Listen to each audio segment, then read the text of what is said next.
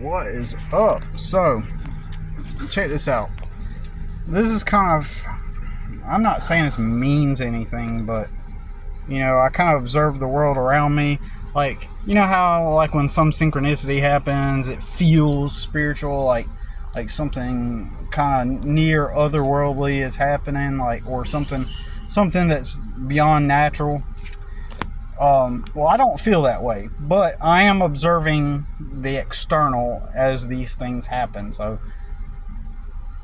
I don't feel spiritual right now. I'm not like, oh, synchronicity, wow. In the past I would have these experiences, right, where I'd have these experiences and it would feel good. It's like this euphoric type of experience. Not maybe even euphoric's not even the best word, but it's just like, whoa, like. Well, anyways, I'm gonna put my camera up here, phone up here, and talk. But yeah, when things like that would happen, like with spiritual stuff, even when I was a Christian, I'd be like praying for something, and then something would happen as a result. It seemed like it anyway. Well, I actually take that back. It never happened when I prayed for something. Like, never got answered prayer at all. But what I'm saying is, like, you'd be believing in something, and so it seems like it's this universal thing where everybody's just going around believing in things and then seeing something that appears to be somewhat supernatural, and then it makes you feel a certain way. I'm not saying that I feel any kind of way like that right now. I'm saying that, like, I'm observing what's manifesting in front of me, though. So, let's get started.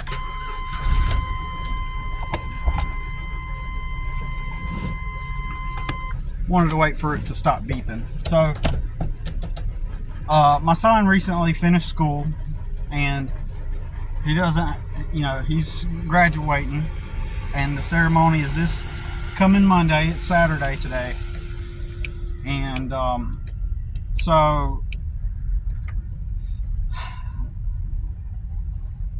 his mom started texting me in a way that was just a few weeks prior to him, we'd been discussing about me getting his permit. It's gonna be some crap if this phone it's supposed to be 90 degrees. It doesn't feel that bad, but it does. You can feel the heat. So my phone may cut off. I don't know, man. It does that. So, anyways, so we're talking. Yeah, I'm taking my phone. This sun's bearing down. All it takes is just a little bit of heat, and this phone turns off. Anyways, so.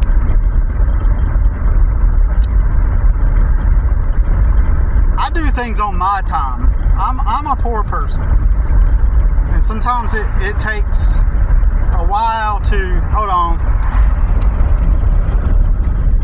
Me rolling up the windows may cause my phone to heat up and stop. Anyways, it's supposed to be like 92 degrees right now. So okay, let me get back on point. So what was I saying? I was saying that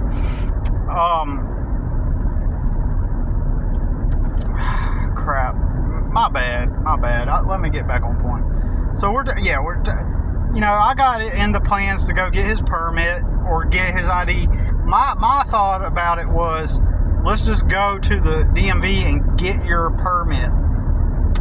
That way we don't have to make an extra trip to the DMV to get an ID made, and then go back and get a permit, is basically what I'm trying to say. It didn't make sense. So I was like, well, let's hold off and let you study for your permit, and then we'll go. Well, his mom was talking to me about, him getting his permit or ID or whatever. She's not even involved in his school and stuff, right?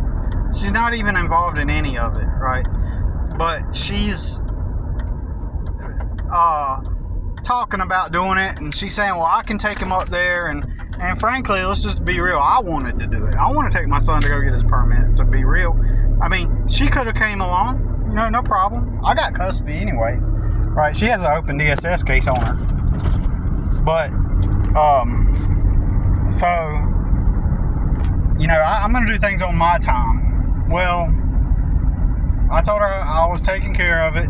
But then what happened? A customer calls. Hey, can you come and do my property? You know what I'm going to do before anything? I'm going to go work. Because I have to.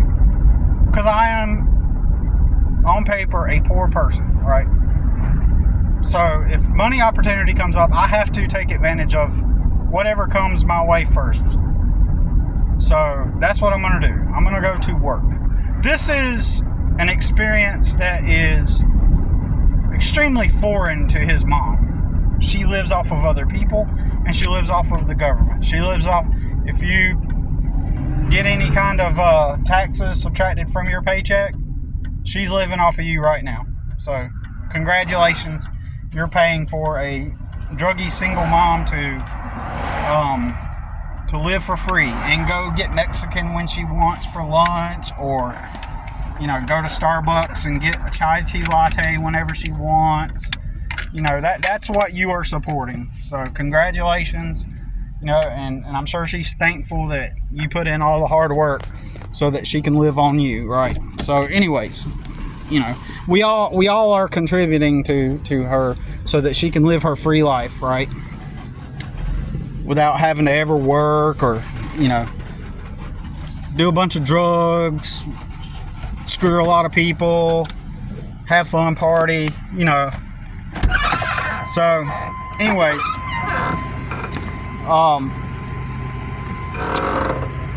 so I was delaying getting the ID, which the first time I delayed it was obviously, like I said, because I said, well, it's better to go get the ID first. So I delayed it on purpose, for that purpose. Well, then, next thing you know, customers call me up, like I said. Then, next thing you know, it this or that happens. Most of the time it was because, my customers kept me busy all spring, up until just a few days before official summer, which was yesterday. My customers kept me busy the entire spring. So, call after call after call. I had a very lucky year. I had a really good year, so far in my spring quarter. So a good year relative to previous years. So, anyways,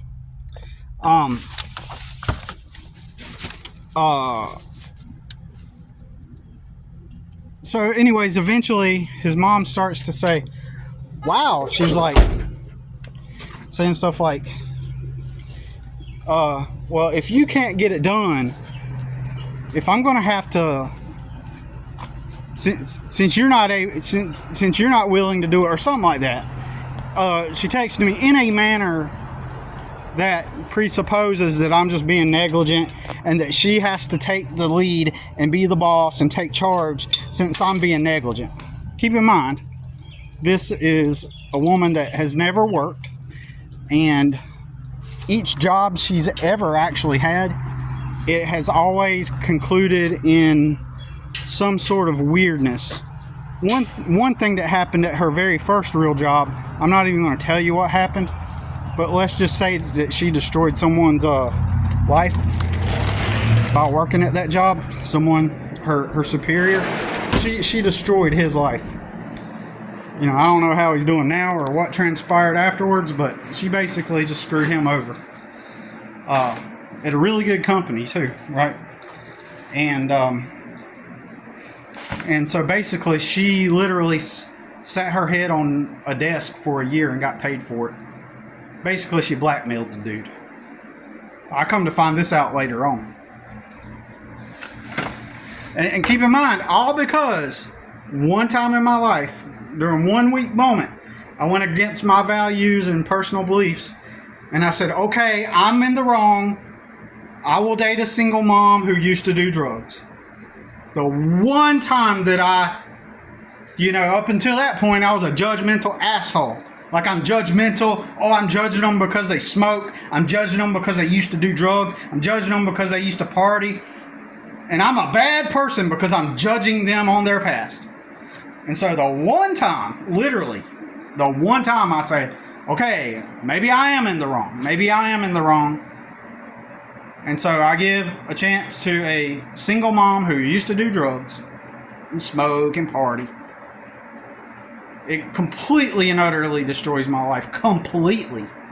This is why I'm poor today, because I've had to spend thousands and thousands and thousands of dollars battling for my freedom and to not get killed. And I mean that in the literal sense. Without going into it, I've had to spend thousands of dollars and do psychological tactics and stuff in order to preserve my life, literally, actually, right?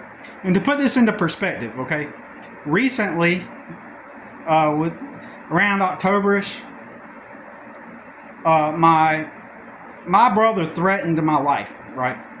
Without going into it, right? He threatened my life because he's a weak pussy who never worked, just like my son's mom, never worked.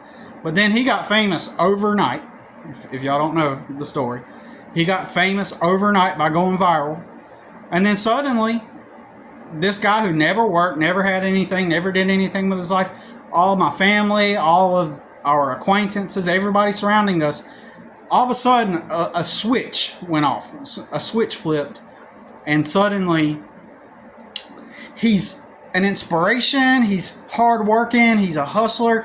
He's so smart. He figured out this way to make money online and become famous. Like overnight, you just imagine sitting around watching this happen in real time. Somebody that never worked, and then you're watching everybody believe that they're suddenly this hardworking, inspirational figure, right? Yes, this is how people think. This is how their minds go, right? So, anyways, like he threatened my life. And when I say threatened my life, it could mean like telling me I'm going to do this or I could do this to you. This maneuver that would result in you becoming inflicted with extreme harm, even death, right?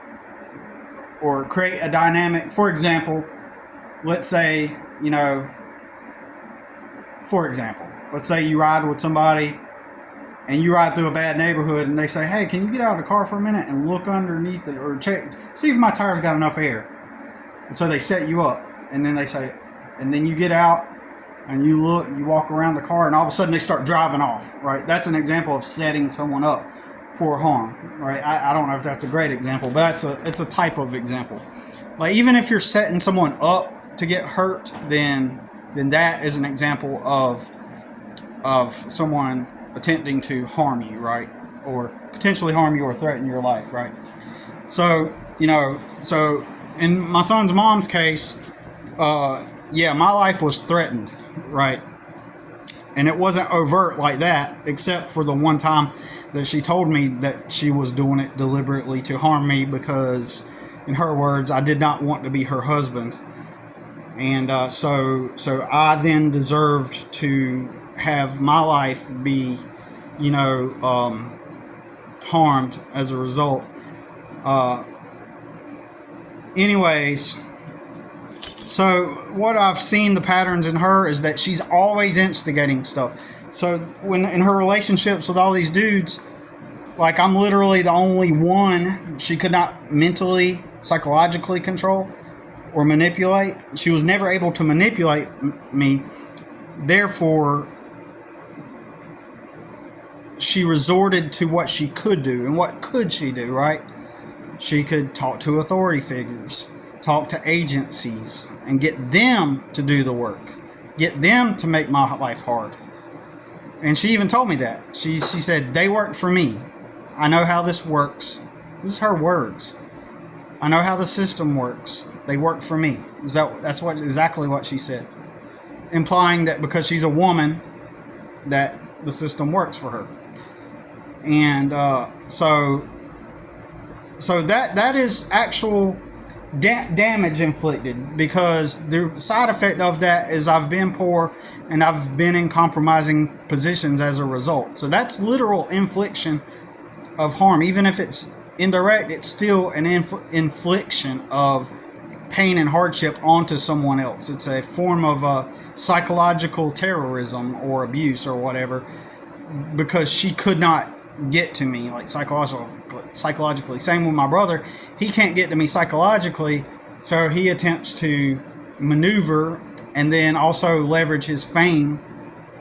And he has bragged that he will leverage his fame and get away with stuff. He's bragged about how he can do that.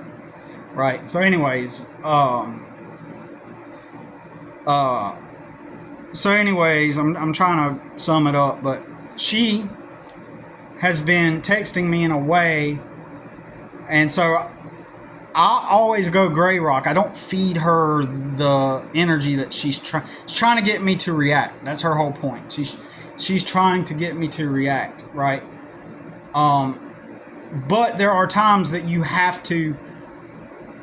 With these people, gray rock isn't enough, and if you're enmeshed, like I am enmeshed with her because we share a minor, and she still has the leverage, right? Which is getting me back around to the main point that I started with, right? All right, so let me do something real quick.